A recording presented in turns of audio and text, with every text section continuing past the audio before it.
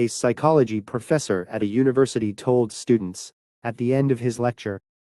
Tomorrow in the lecture session, you will take a special lecture by a renowned German chemist who is close to me. As the professor predicted, a German chemist was invited to the classroom the next day to give special lectures to students in fluent German.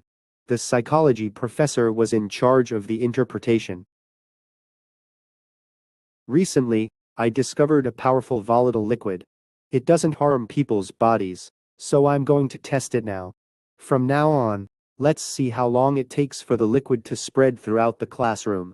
If you feel any smell, raise your hand immediately.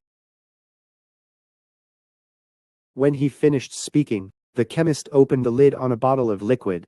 Soon after, the students in the front row raised their hands, followed by the students in the back row, one by one. Within 2 minutes, all the students raised their hands. Then the chemist took off his glasses and ripped off the fake beard. He was a professor who teach German at the school. He smiled and said, "The liquid in this bottle is distilled water." This was actually an experiment done by the psychology professor.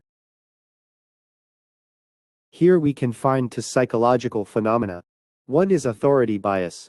This is the tendency to attribute more accuracy to the opinion of an authority figure and be more influenced. The other is herd behavior. This is spontaneously copying other people's thoughts or choices, or simply going with the crowd. Humans are social animals, so we can't help but interact with others. So we have to consider these psychological phenomena before we make and act on important decisions.